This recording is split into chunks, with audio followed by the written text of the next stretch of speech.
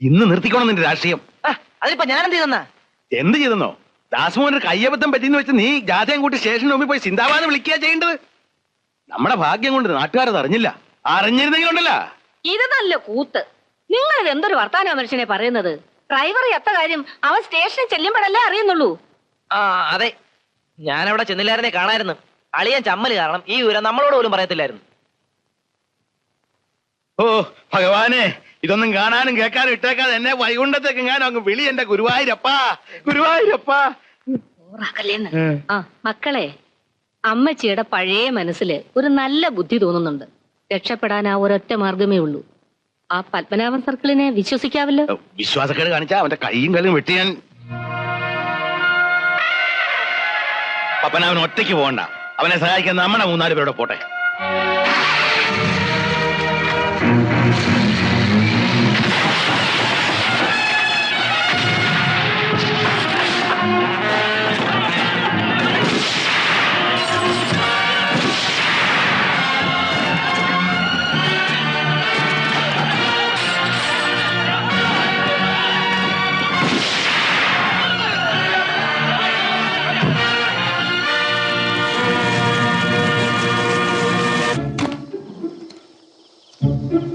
വാടാ.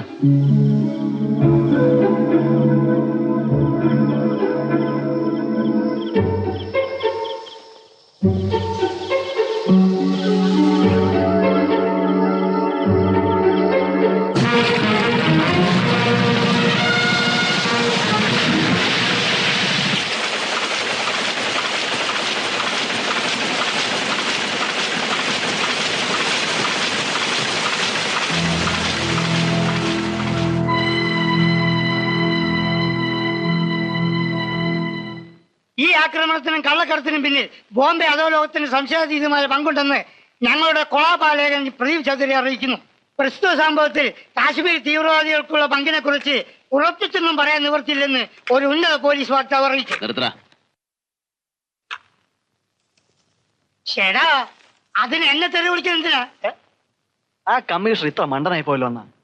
തൊണ്ടിയും കളഞ്ഞ് പ്രതിയും പോയി. ബാക്കിയുള്ളവൻ രാവിളക്കോളം കാർ ഓടിച്ചത് മാത്രം വെച്ച. ചന്ദ്രദാസ് മണ്ടനാണെങ്കിലും അയാളുടെ അമ്മായിയപ്പൻ അങ്ങനെയല്ല.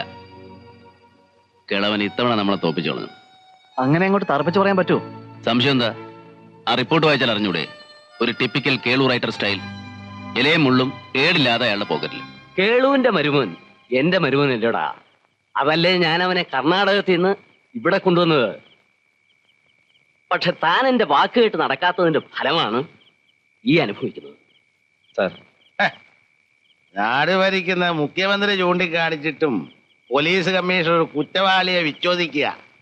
അവന്റെ വാക്കും കേട്ടൊരു കൊച്ചുവെളുപ്പാൻ കാലത്ത് കള്ളനെ പിടിക്കാൻ പോവുക. എന്നിട്ടിപ്പോ എന്തായി? തന്നെ വെച്ച് എന്നെ മുഖ്യമന്ത്രിയെ നാറ്റിക്കാൻ ആ ചന്തക്കാട് വിശ്വം ചെയ്ത പണിയാ ഇതൊക്കെ. എനിക്ക് അങ്ങനെ വിശ്വസിക്കാൻ തോന്നുന്നില്ല. വെള്ളമാണെങ്കിലും അച്ഛൻ പറയുന്നേ കാര്യമുണ്ടെന്ന് എനിക്ക് തോന്നുന്നത്. ആ ഫോട്ടോ എന്ത്? ഓ മറന്നു, പ്രധാന കാര്യം മറന്നു.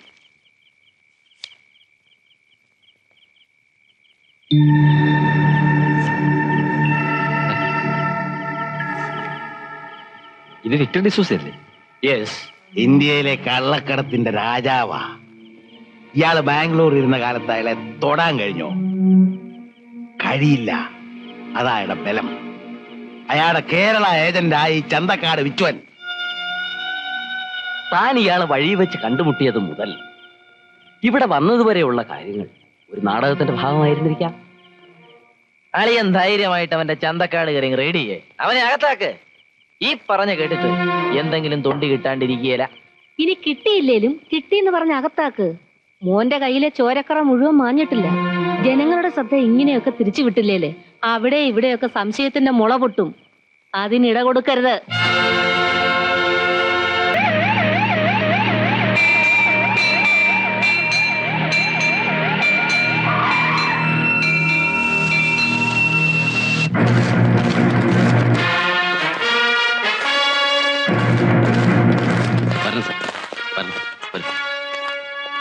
I am sorry mister Viswanathan, ഞങ്ങൾക്ക് ഈ പ്രദേശം ഒന്ന് റെയ്ഡ് ചെയ്യണം. Especially your office. വാറന്റുണ്ട്.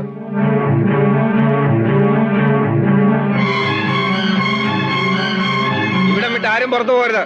എല്ലാവരെയും പരിശോധിക്കേണ്ടി വരും.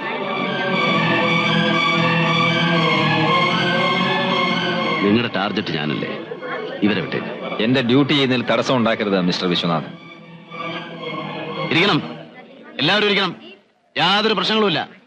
എല്ലാവരും ഇരിക്കട്ടെ. അണ്ണാ ഇവര് ഒന്നുമില്ലടാ, ആ റൈറ്ററുടെ കളിയാ.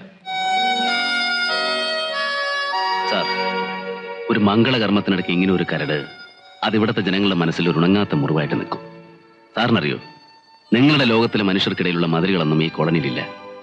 ഇവര് വ്യത്യസ്ത മതക്കാരാണെങ്കിലും ഹൃദയങ്ങളുടെ ചേർച്ചയ്ക്ക് തടസ്സമാകരുന്നുണ്ട് ഞങ്ങൾക്ക്. വർഷങ്ങളായുള്ള അത്തരമൊരു ബന്ധം ഇന്നിവിടെ യാഥാർത്ഥ്യമാവുകയാണ്. പിണക്കങ്ങളില്ലാതെ, തടസ്സങ്ങളില്ലാതെ. അതിനിടയിൽ തൽക്കാലം അവരെ വെറുതെ വിടണം സാർ. ഈ ചടങ്ങ് തടസ്സപ്പെടുത്തരുത് സാർ. ആദ്യം എന്റെ ഓഫീസ് സെർച്ച് ചെയ്യാം. നിങ്ങളുടെ ഡ്യൂട്ടിക്ക് ഞാനൊരു തടസ്സമാവുന്നില്ല. രജിസ്റ്റർ സാറേ, വിവാഹം നടക്കട്ടെ.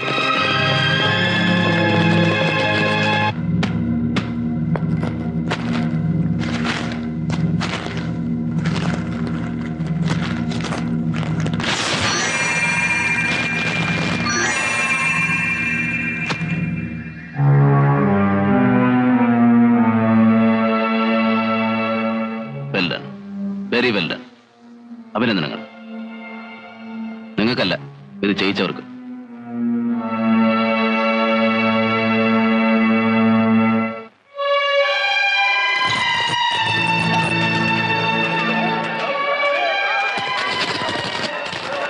പോലീസ് ഗുണ്ടായിസം അവസാനിപ്പിക്കുക.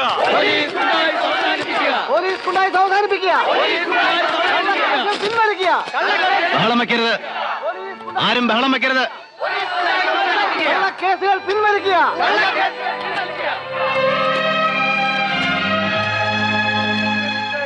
റെയ്ഡ് ചെയ്തപ്പോ ഓഫീസിൽ നിന്ന് കുറച്ച് മയക്കുമരുന്നോ മറ്റോ ഇവർ കണ്ടെടുത്തു. കള്ളക്കേസുകൾ പിൻവലിക്കുക. പോലീസ് ഗുണ്ടായിസം അവസാനിപ്പിക്കുക. നിയമം അനുസരിച്ച് സാറിനെ അറസ്റ്റ് ചെയ്തിരിക്കാം. നാളെ കോടതി വന്ന് ജാമ്യത്തിന് ശ്രമിക്കുക. നീ ഇവരോടൊക്കെ ഒന്ന് മാറാൻ പറഞ്ഞേ. പിന്നെ ഒരു കാരണവശാലും അമ്മ അറിയരുത്. പോലീസ് ഗുണ്ടായിസം അവസാനിപ്പിക്കുക. വിട്ടയക്കൂ. ആരും ബഹളം വെക്കരുത്. ചേട്ടനെ വിട്ടയക്കൂ. പോലീസ് വിശ്വനെ ബലമായി അറസ്റ്റ് ചെയ്തതല്ല. ബലമായി അറസ്റ്റ് ചെയ്തതല്ല. അവസാനിപ്പിക്കുക. വിശ്വനെ അറസ്റ്റ് ചെയ്തതാണ്. അവസാനിപ്പിക്കുക.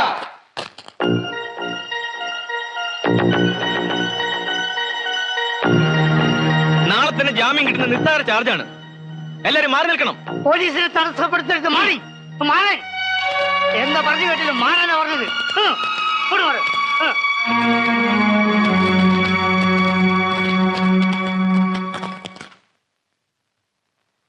ധനാഢ്യനും ഉന്നത സ്ഥാനങ്ങളിൽ സ്വാധീനമുള്ളവനും എന്തും ചെയ്യാൻ മടിക്കാത്ത അനുയായികളുള്ളവനും സർവോപരി മുൻപൊരു കൊലക്കേസിൽ ശിക്ഷിക്കപ്പെട്ടിട്ടുള്ളവനുമായ പ്രതി വിശ്വനാഥനെ അന്വേഷണ പ്രക്രിയയുടെ ഈ ഘട്ടത്തിൽ ജാമ്യത്തിൽ വിട്ടാൽ അത് കേസിന്റെ സ്വതന്ത്രമായ നടത്തിപ്പിന് വിഘാതം സൃഷ്ടിക്കുമെന്ന് ഞാൻ ഭയപ്പെടുന്നു.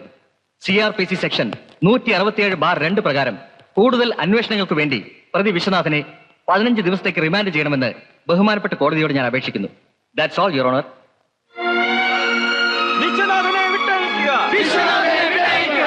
പോലീസ് കമ്മീഷണർ നീതി പാലിക്കുക. പോലീസ് കമ്മീഷണർ നീതി പാലിക്കുക.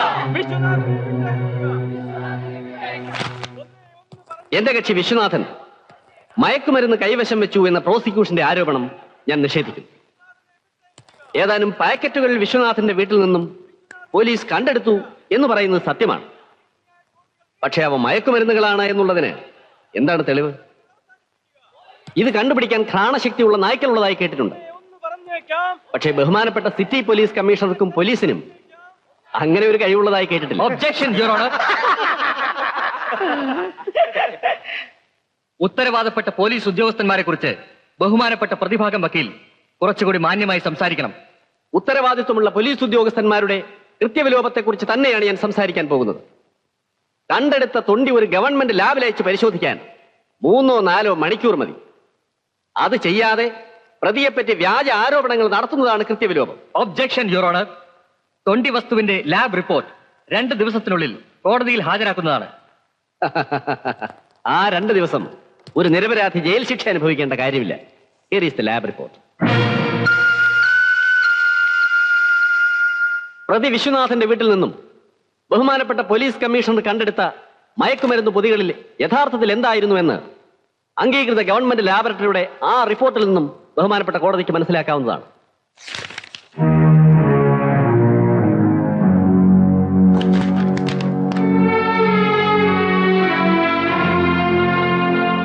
Root powder? Yes, it was arrowroot powder. പച്ച മലയാളത്തിൽ പറഞ്ഞാൽ 100% പരിശുദ്ധമായ കൂവപ്പൊടിയായിരുന്നു.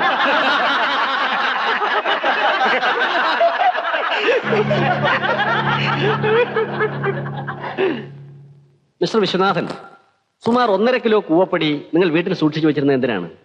തെറ്റാണെങ്കിൽ ബഹുമാനപ്പെട്ട കോടതി മാപ്പാക്കണം. ഇന്ത്യൻ ശിക്ഷാ നിയമപ്രകാരം കൂവപ്പൊടി വീട്ടിൽ സൂക്ഷിക്കുന്നതും അത് കാച്ചിക്കുറുക്കി കഴിക്കുന്നതും ഇത്ര വലിയ തെറ്റാണെന്ന് എനിക്കറിയില്ലായിരുന്നു. എല്ലാ കൊല്ലവും ചാകര സീസണിൽ ചന്തക്കാടുകാർക്ക് ഒരു വയറിളക്കം പതിവുള്ളതാണ്.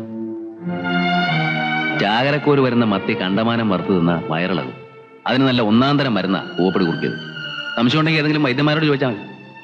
എന്റെ വീട്ടിൽ മാത്രമല്ല, ചന്തക്കാട് ഏരിയയിൽ ഏത് വീട്ടിൽ തപ്പിയാലും ഒരു 1/2 കിലോ കൂവപ്പൊടി കിട്ടും. പിള്ളേരുള്ള വീടല്ലേ, മത്തി തിന്നരെന്ന് പറഞ്ഞാൽ അതുങ്ങൾ കേൾക്കുവോ? ഒരു മുൻകരുതൽ. വിശ്വേട്ടന് ജാമ്യം കിട്ടി. നമ്മുടെ വിശ്വേട്ടൻ നിരപരാധി. കൂവപ്പൊടി കാച്ചി കഴിക്കുന്നത് ഇന്നു മുതൽ കുറ്റകരമല്ല, ആർക്കും കഴിക്കാം. സാറ് വിഷമിക്കണ്ട, സംഗതി ബ്രൗൺ ഷുഗർ തന്നെയായിരുന്നു. ലാബ് റിപ്പോർട്ടിൽ അത് കൂവപ്പൊടിയാക്കാൻ ഇച്ചിരി പണം ചെലവാക്കേണ്ടി വന്നു. എത്രയാടാ? ഒരു 10-15 ആയി. ആ, ഇത് വേണമെങ്കിൽ അടുത്ത കേസാക്കാം. ഒരു ചലഞ്ചായിട്ട് എടുത്തോളൂ. Best of luck.